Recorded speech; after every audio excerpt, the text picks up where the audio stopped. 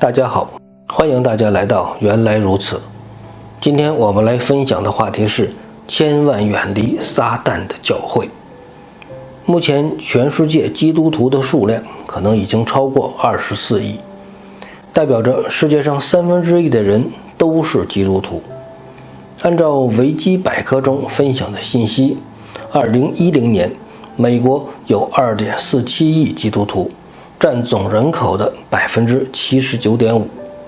俄罗斯有1.05亿基督徒，占总人口的73.6%。可是这个基督徒比例非常接近的两个国家，人们的价值观看上去好像是完全不同的。而这几年我们比较关注的乌克兰，基督徒的比例更是高达85%。可是基督徒难道不都是弟兄姐妹吗？大家不都是神的儿女，都是一家人吗？以色列跟巴勒斯坦是不同的宗教信仰，打起来还可以理解。俄罗斯和乌克兰宗教信仰是一样的，怎么也打起来了呢？国与国之间会打，一个国家内部也会打。16世纪德国发生内战，17世纪英国发生内战，18世纪法国大革命，19世纪美国发生内战，20世纪西班牙、意大利等等更多的国家陷入内战。这些传统的基督教国家跟别人打和自己打，打的是不可开交。今天似乎大的战争已经离我们远去，但是局部战争一直都有。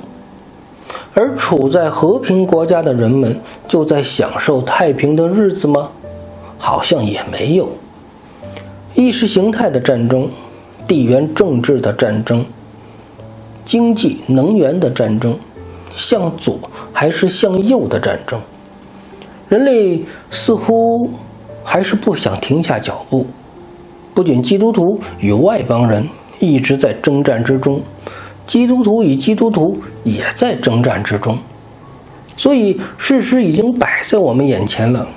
如果教会教导的都是同样的一种信仰，那么大概率大家所信守的应该是同样的一个原则。正是因为教会教导的不一样，所以大家的世界观也不一样。你认为属神的教会里会出现这样的问题吗？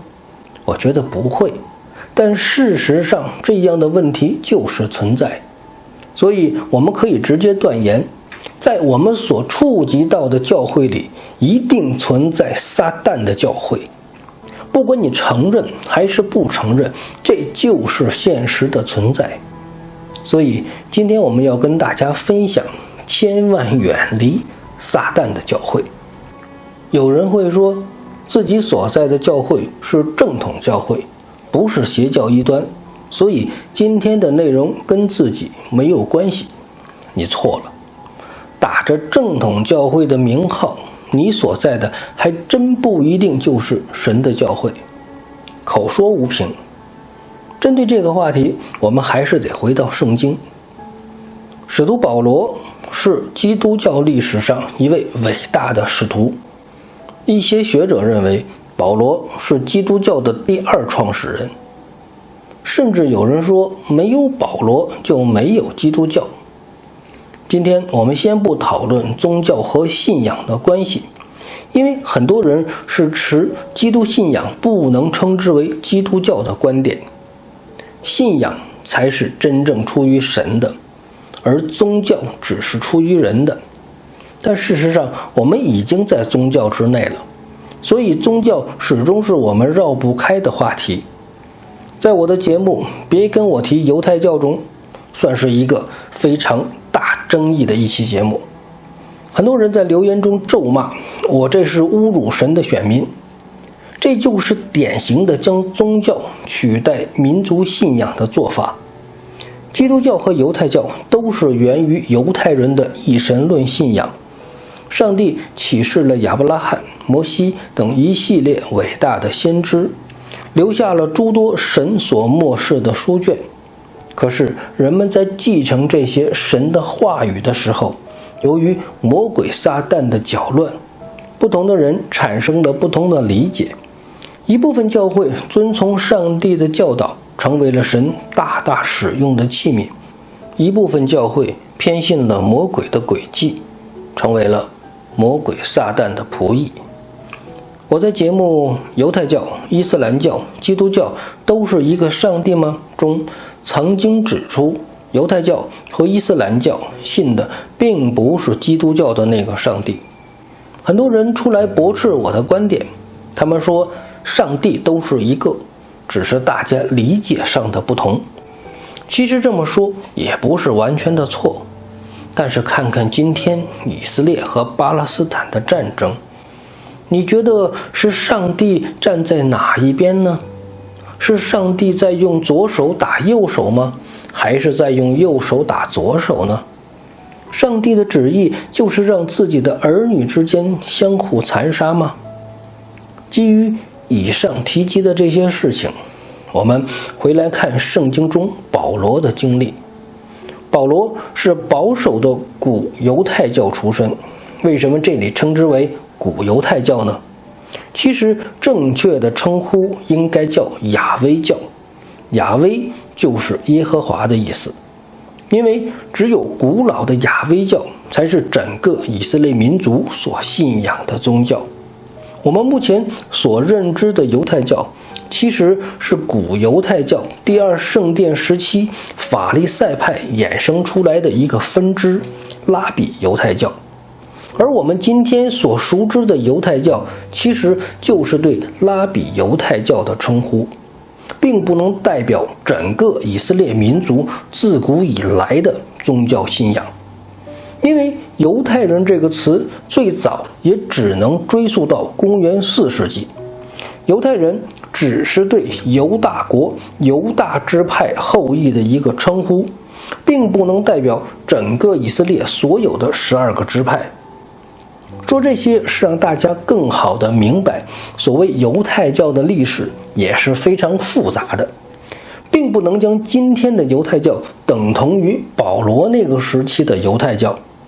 使徒保罗的父亲就是当时古犹太教的法利赛派，所以保罗从小就得到了良好的圣经教育。在保罗那个时代，犹太人的宗教系统已经非常的发达了，犹太人所到之处基本上都有犹太会堂。如果不考虑中文的翻译，犹太会堂就等同于现在的教堂和礼拜堂。而犹太会堂这个词的原意指的并不是一个地方或者建筑物，而是指的一群人的聚会。只是后来为了这群人的聚会才修建了一栋建筑物，所以这与当下基督教的教会是一样的概念。教会指的也不是一个地方或者建筑物，而是指的被呼召出来的一群人。所以在基督教形成的初期，罗马统治者将犹太教和基督教看作是同一个宗教，同一个真神，同一个造物主。使徒保罗是一个非常爱神的人，由于自己是法利赛人出身，妥妥的也算是一个官二代。子承父业是保罗发自内心愿意去做的事情。良好的家庭教育使得保罗从小就能熟读旧约圣经。按照犹太人的习惯，一个人年满12岁便标志着成年，可以自行决定将来的发展方向。年轻的保罗决定继续深造，师从当时犹太全地最著名的大拉比加马列。可以说保罗是名门正派出身。作为传统的法利赛派，使徒保罗一直是一个坚定的要为主奉献一生的仆人。这与今天虔诚的基督徒是一样的，每一个爱主的基督徒都希望能够为主所用，都希望将造物主的故事讲给世上所有的人听。保罗的时代，犹太人受到罗马帝国的统治，犹太人迫切地希望拯救他们的弥赛亚赶快到来。今天当我们面对这个悖逆的世界的时候，心中何尝不是期盼着主能够早日回来呢？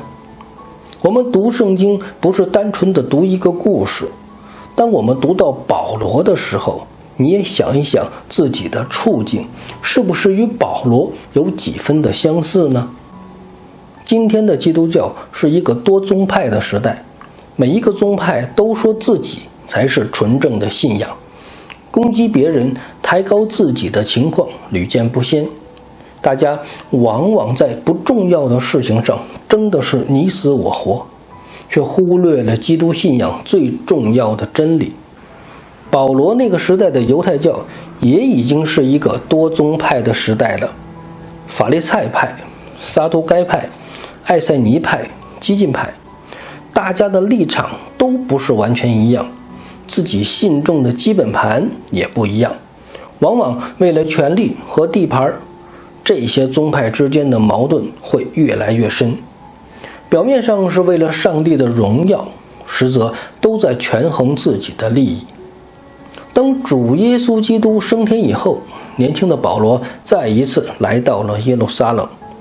他发现犹太人的信仰正在孕育着一场巨变，一个新的派别出现了，大家都在传颂一个拿撒勒人耶稣的故事。一些学者研究指出，当时很可能将这个派别称之为是拿撒勒派。在五旬节后的几年时间里，这个新的派别迅速在犹太人中间扩展。保罗在这个时期很可能已经成为了犹太公会的成员之一。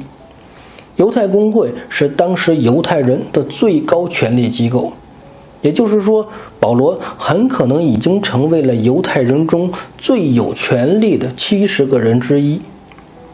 面对这个迅速发展的新派别，犹太公会认为他们所传讲的耶稣复活是假的。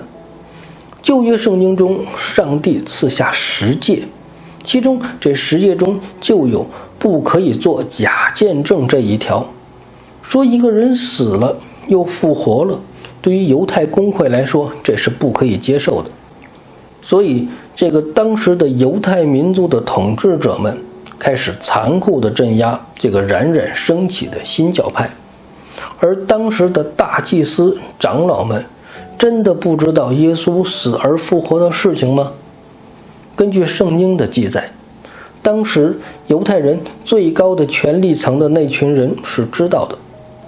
耶稣下葬以后，一直都是罗马卫兵把守坟墓，而耶稣的身体就这样凭空消失了。罗马士兵是没有办法交差的，所以前去与犹太人的祭司长和长老们商量。祭司长和长老早已经被权力和金钱所迷惑了。根据一些学者的估计，当时那个时代的犹太人数量最少估计有300万，而最多的估计可能已经达到了600万。这些犹太人中很多每年都要来耶路撒冷朝圣，所以圣殿前兑换钱币以及买卖祭物的生意是异常的火爆。而圣殿这个区域就是归祭司长和长老们管辖的，没有人知道这些掌权者每年从中得到多少利益。我们知道的是，他们并不在乎人们是不是敬畏神，人们是不是遵从神的旨意，因为他们在乎的是人们是不是听从他们。今天的很多教会是否也是这样呢？只要会友听牧师的、听教会的就好了。至于会友们是不是能听到神的声音，他们并不关心。保罗在犹太公会的指引下，参与了耶路撒冷对基督徒的残酷镇压。保罗觉得他在为神所用，保罗觉得自己越是努力地逼迫基督徒，越是自己对神忠心不二的表现。保罗虽然熟读圣经，但却不曾亲自来到神面前祈求祷告。保罗把犹太公会当成了神，耶路撒冷的基督徒在逼迫中四散逃亡，祭司长和长老长舒了一口气，而保罗觉得自己为神所用的远远不够，他还要更多的侍奉神，所以保罗决定做一件前所未有的大事，而正是这件事改变了保罗的一生，也展开了基督教历史新的一页。今天我们就先分享到这里，千万远离撒旦的教诲，我们下次接着分享。